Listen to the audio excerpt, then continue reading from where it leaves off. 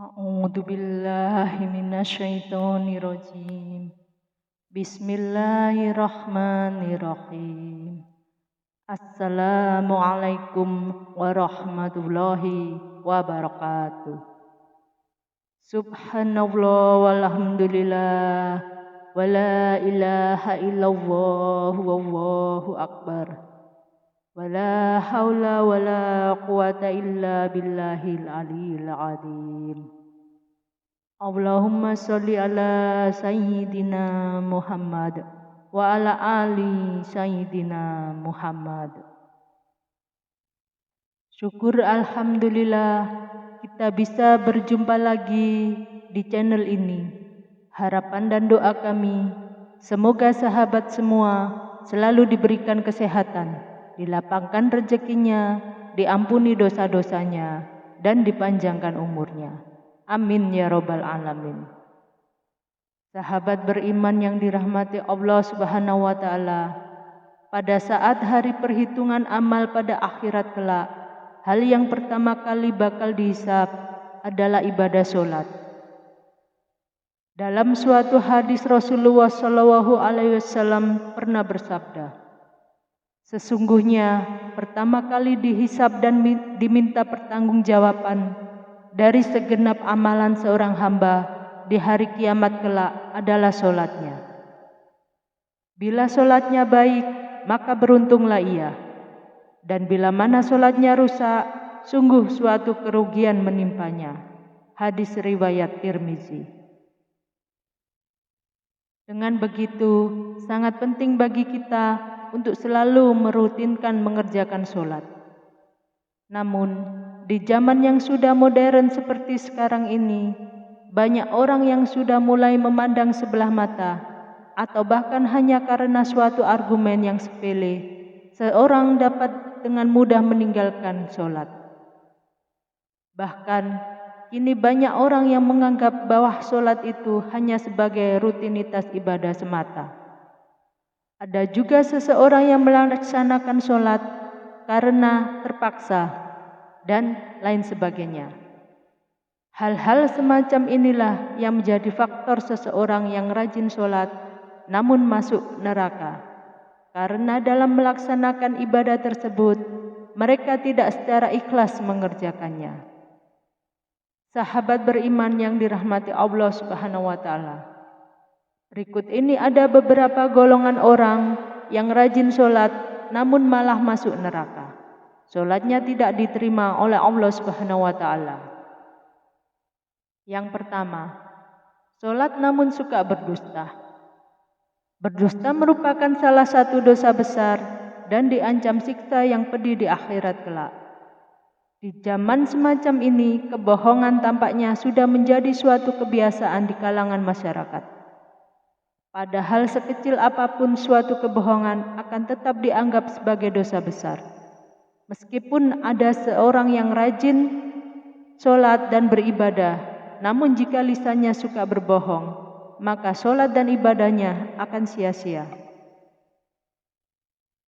Karena semata kebohongannya itu akan menghapus amal-amalnya.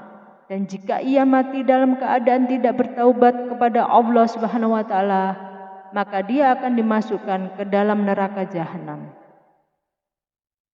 Allah Subhanahu wa taala berfirman, sesungguhnya yang mengada-adakan kebohongan hanyalah orang-orang yang tidak beriman kepada ayat-ayat Allah, dan mereka itulah orang-orang pendusta. Quran surat An-Nahl ayat 105. Berbohong menunjukkan salah satu ciri dari golongan orang-orang yang munafik. Untuk itulah mengapa kita sebagai umat muslim wajib menjauhi yang namanya dusta. Yang kedua, solat namun minum minuman keras.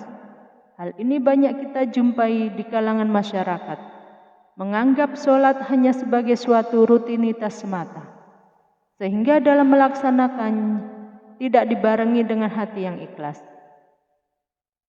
Rasulullah SAW sendiri berkata bahwa setiap minuman keras itu merupakan induk dari segala macam kejahatan. Bahkan Rasulullah SAW juga melarang setiap muslim untuk mendekati khamar atau meminumnya. Untuk itu sebagai umat muslim wajib hukumnya untuk menghindari khamar dan menjauhinya. Rasulullah SAW bersabda, barang siapa minum khamar, tentu Allah memberi minum kepadanya dari air panas di neraka kelak. Hadis riwayat Al-Bazzar. Yang ketiga, sholat namun percaya dukun, benda pusaka, dan sejenisnya. Orang yang sholat namun masih percaya dengan dukun atau tukang ramal merupakan salah satu orang yang dapat dikatakan sholat namun ia masuk neraka. Seperti yang kita ketahui, dukun merupakan orang yang mengaku bahwa dia mengetahui perkara-perkara gaib dan tersembunyi. Dalam hadis riwayat Imam Muslim, orang yang percaya kepada dukun, maka sholatnya tidak akan diterima selama 40 hari. Selain itu, percaya dengan dukun termasuk dosa besar, karena hanya Allah Azza wa Jalla lah yang saja yang maha mengetahui segala sesuatu. Percaya kepada dukun disebut juga musyrik, karena dukun itu merupakan orang yang bersekutu dengan bangsa jin. Dan jika kita mempercayainya, maka kita akan terkena dosa syirik. Rasulullah SAW bersabda, barang siapa yang mendatangi tukang ramal atau dukun, kemudian ia membenarkan apa yang ia katakan itu, maka sesungguhnya ia sudah ingkar kepada apa yang sudah diturunkan kepada Nabi Muhammad SAW. Hadis riwayat Abu Dawud, At-Tirmidzi, dan Ibnu Majah. Marilah semuanya kita bertaubat. Wallahu a'lam bishawab. Demikian yang bisa saya bagikan, semoga bermanfaat untuk kita semua. Amin, amin, ya robbal alamin. Wassalamualaikum warahmatullahi wabarakatuh.